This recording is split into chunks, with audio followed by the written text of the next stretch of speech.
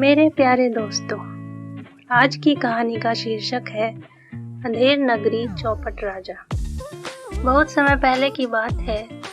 कोशी नदी के किनारे एक संत अपने शिष्य के साथ कुटिया बनाकर रहते थे। दोनों का ज्यादातर समय भजन कीर्तन, ईश्वर की आराधना तथा पहलवानी में व्यतीत होता था।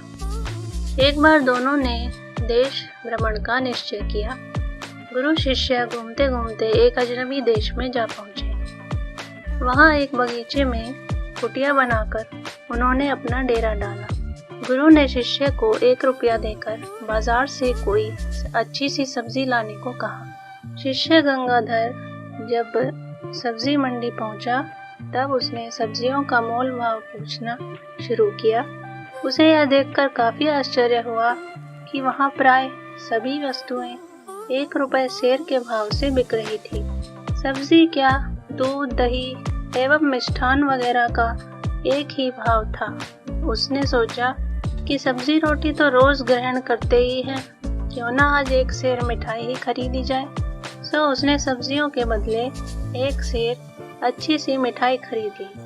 मिठाई लेकर वह खुशी खुशी अपनी कुटिया पर पहुंचा। उसने गुरुजी को सारी बातें बतलाईं। गुरुजी ध्यान मग्न होकर बोले, बेटा गंगाधर, जितना शीघ्र हो हमें यह स्थान त्याग देना चाहिए। यह अंधेर नगरी है।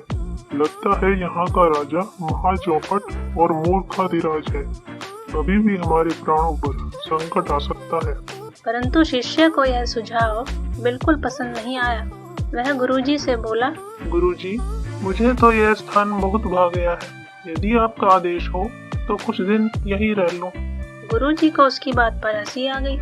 बोले, ठीक है बेटा, लगे सेर की मिठाई खाकर थोड़ा सेहत बना ले। यदि कोई संकट आए तो मुझे याद कर लेना। यह कहकर उन्होंने वह स्थान त्याग दिया। गंगाधर रोज प्रातः नगर में भिक्षाटन को निकलता और जो 1-2 रुपया प्राप्त होता उसकी अच्छी अच्छी मिठाई खरीदकर उसका सेवन करता। इस प्रकार कई माह गुजर गए। खा पीकर वह काफी मोटा तगड़ा हो गया। फिर एक दिन गरीब विधवा कलावती की बकरी पंडित दीनदयाल के खेत में लगी फसल चर रही थी। दीनदयाल ने गुस्से में आकर उस पर डंडे से प्रहार कर दिया, जिससे बकरी मर गई।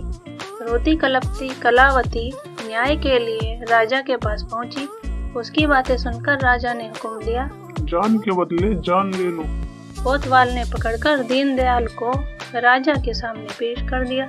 राजा ने दीनदयाल से कहा, या तो बकरी को जिंदा कर दो या फिर फांसी पर चढ़ो। भला दीनदयाल बकरी को जिंदा कैसे करता। सो जल्लाद उसे लेकर फांसी देने पहुंचा। दीनदयाल दुबला पतला था। फांसी का फंदा उसके गले में काफी ढीला पड़ रहा था। जल्लाद राजा से कहने लगा, भाई बाप, फांसी का फंदा इसके गले के आकार से काफी बड़ा है। कुछ देर तक राजा चिंतन करता रहा और जल्लाद से बोला, जा, आस पास में जो सबसे मोटा दिखाई पड़े उसे फांसी दे दे। जल्लाद नगर कोतवाल के साथ मोटे व्यक्ति की तलाश में निकल पड़ा। जब वे गंगाधर की कुटिया के निकट से गुजर रहे थे तब वहां वह तेल मालिश करके दंड बैठक कर रहा था। उसे देखकर दोनों रुक गए।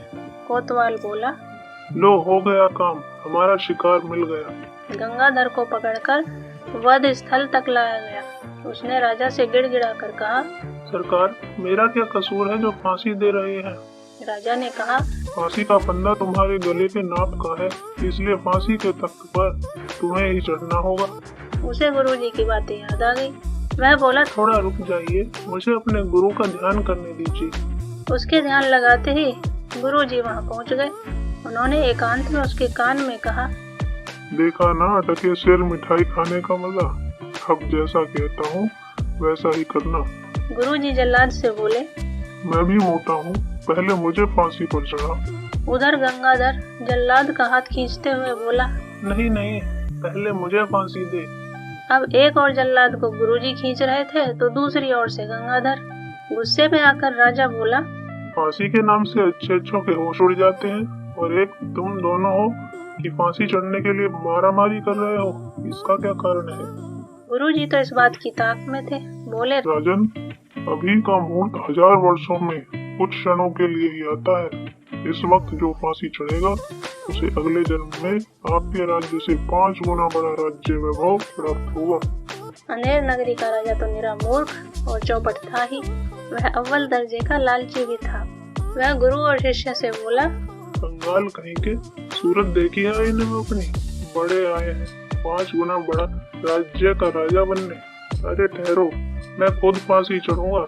यह कहकर उसने जल्लाद से फांसी का फंदा छीन लिया और अपने गले में डाल लिया और फांसी पर झूल गया। गंगाधर गुरुजी के साथ वहां से तुरंत खिसक गया। उसी समय से यह कहावत प्रचलित है, अंधेर नगरी चौपट राजा, टके शेर भाजी टके शेर खाजा।